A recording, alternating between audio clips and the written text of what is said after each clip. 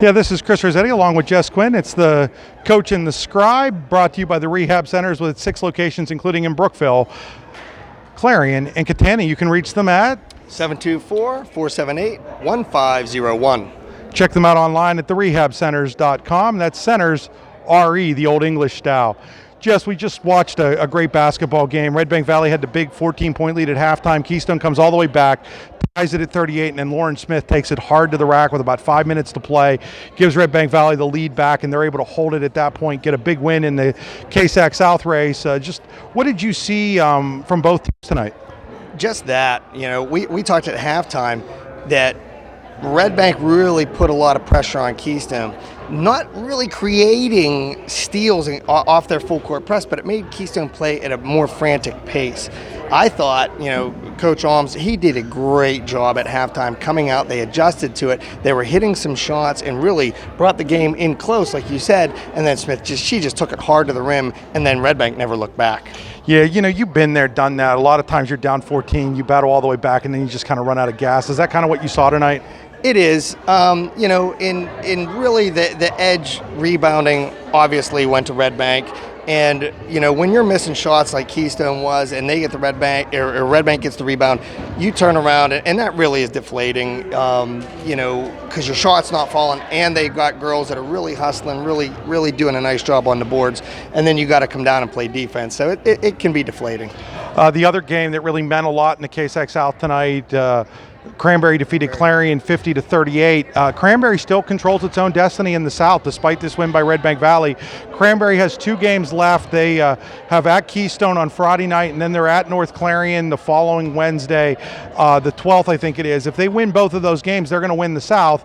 Red Bank, basically, they need to just go down, beat Montauk, and then look for North Clarion in a game that North Clarion is going to be favored in to win or watch Keystone knock off Cranberry on Friday night. So Red Bank's not in a bad position right now, but they still need some help at the end of the day. Right, and really that's what you want. You like that parity in the South where, it could go any way. I still think that North Clarion would be favored, over Cranberry, so, it would give Red Bank, the South.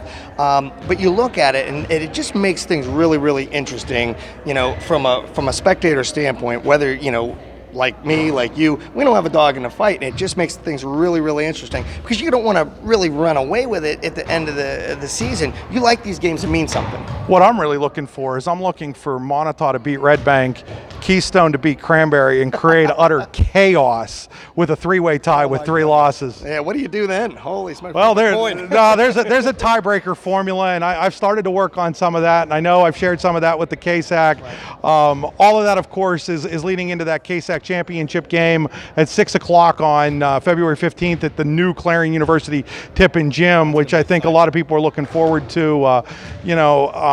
So there's still a lot to be determined. I mean, if you're Keystone, you can just go out and you've got to take care of your business on Friday night against Cranberry, because you have a chance to either A, play spoiler, or B, still have an opportunity, depending on how some things might shake out, to win. I mean, it's really crazy to think about this, but it could come down to how Clarion does against Karn City to determine who ends up winning the KSAC South. And you're talking teams that are talking about finishing in 4th and 6th place in the conference, deciding who wins the division. Yeah, and that's what makes it really exciting, because depending on 1 win, 1 loss here or there, you could go from 2nd to 4th, or from 1st to 3rd, or something, something like that, which really makes it exciting to watch this basketball at the end of the year. It's really an exciting time for us broadcasting each and every game, but seeing how the girls handle, this type of pressure, if you will, going in to the end of the year. Speaking of that game on Friday night, with so much riding on it for Cranberry, we're going to be over there at Keystone High School broadcasting that game on the Laurel Eye Clinic Game of the Week. You won't be there. Yeah, this might be our last regular season Scribe coaching the Scribe, but it might not be, because tomorrow night there's a big game with Cal German going for 1,000 points at Clarion. Maybe after the game, if he gets it, you and I might just sit around and do one of these. We'll see how it goes, but we'll definitely be back in the playoffs if this is the last regular season coaching the Scribe. Well, I would really hope that tomorrow I have a little bit of a dog in that fight, being Clarion's former coach, and having coached Cal for the last 2 seasons.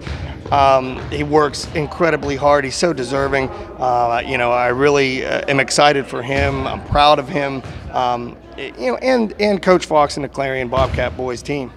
I want to see Matt McQuaid and Cal German just go head to head. Matt McQuaid had a 40-point game here for Cranberry not that long ago. Cal German capable of putting 40 up too.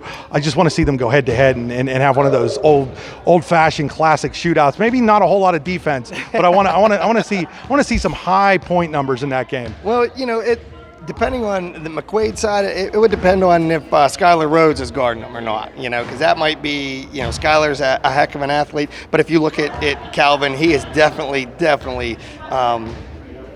to a point in his career, only being a junior, that he can score at will.